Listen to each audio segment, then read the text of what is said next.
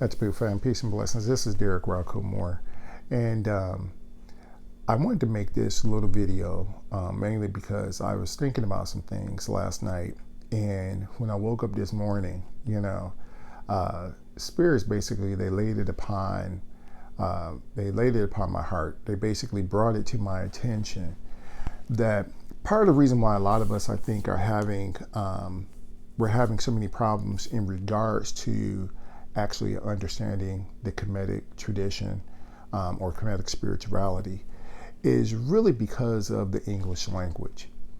The English language, it does a real great job of explaining external things. Okay, we know this about Western culture, and that's what Western culture they focus on. So it does a real great job in explaining things from an external perspective. So it does a good job in explaining external experiences. But when it comes to anything in regards to your internal experiences or inner experiences, the English language does a horrible job. I mean, it's just not equipped because it doesn't really give a description of how something is going on within. Okay.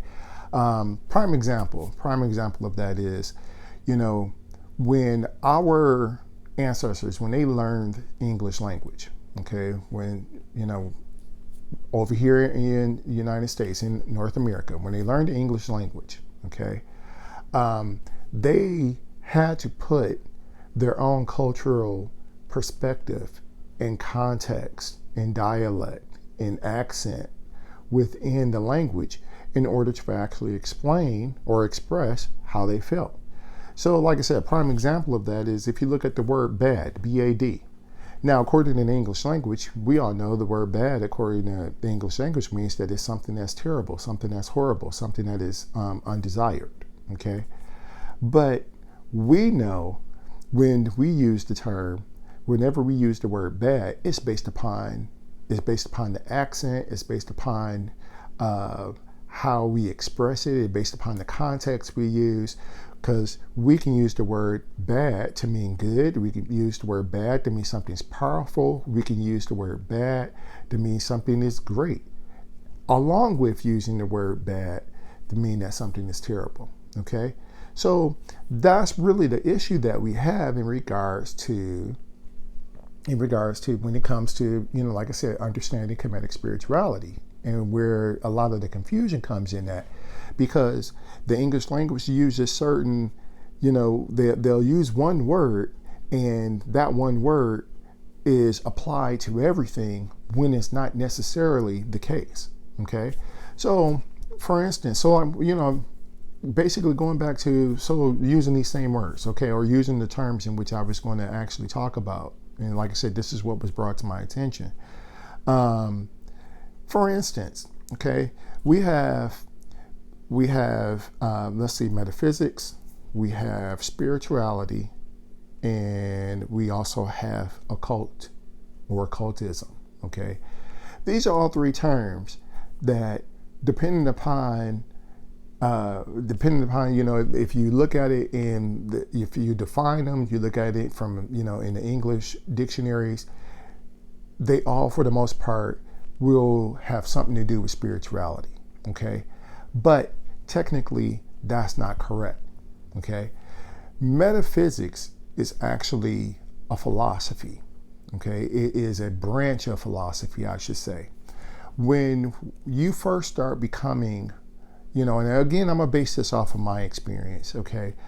When I first started becoming aware, when I first started, realizing something's not right, something, what is my purpose of being here? Why am I here? Who am I?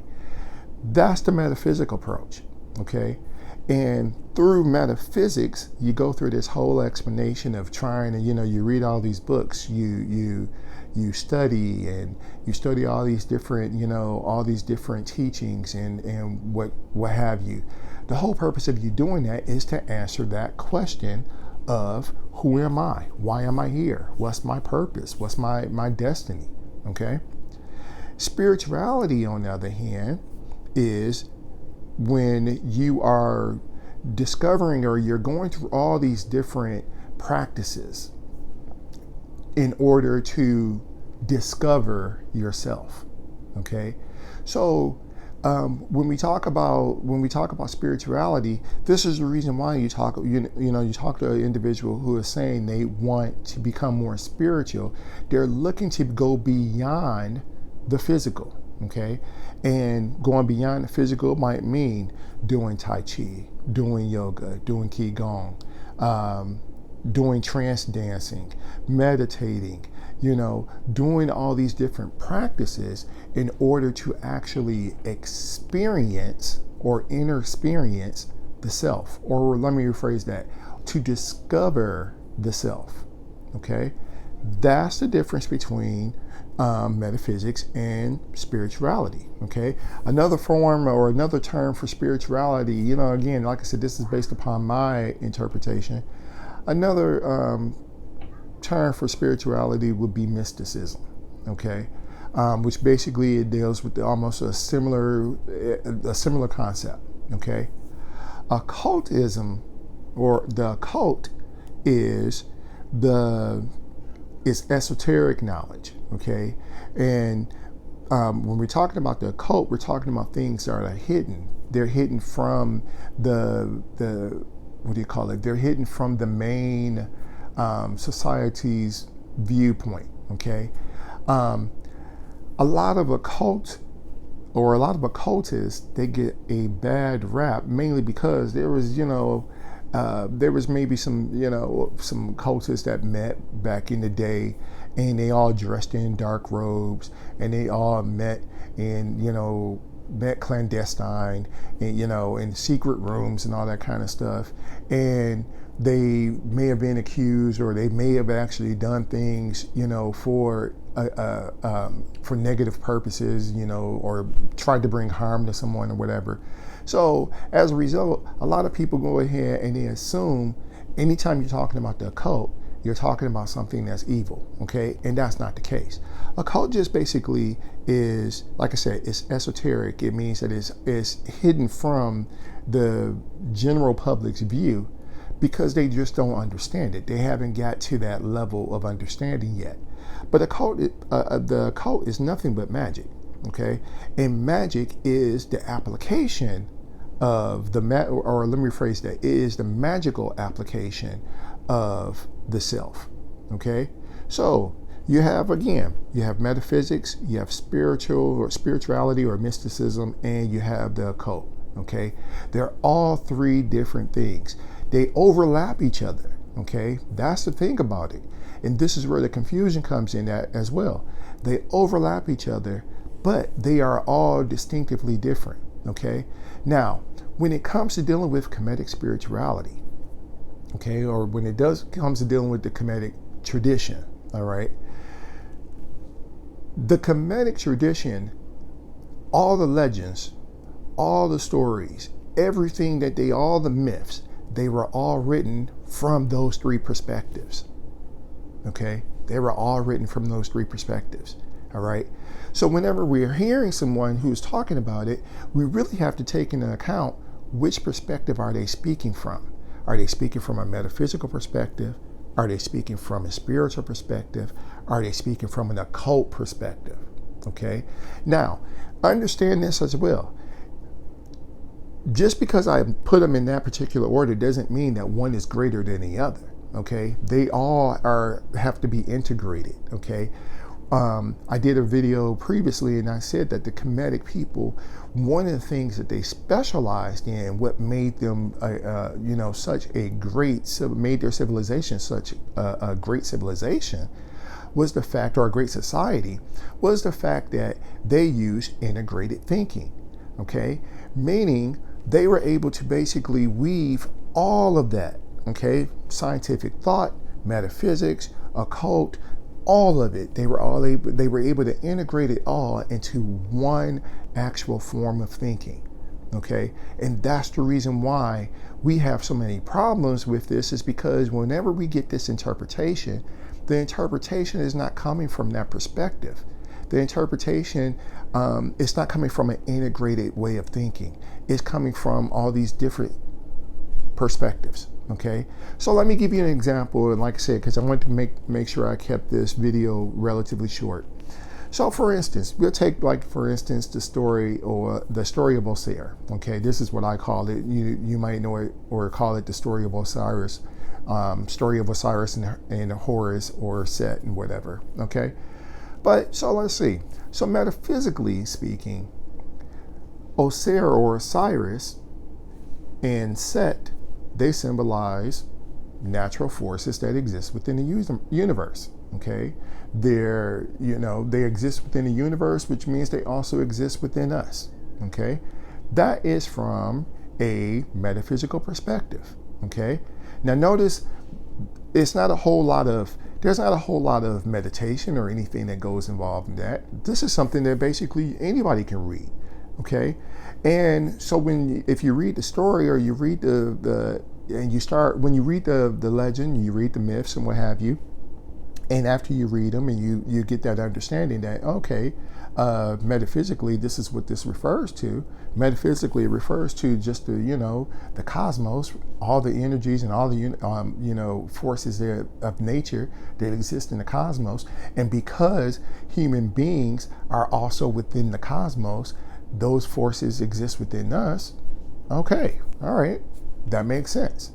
So there's the philosophy aspect of it. Okay.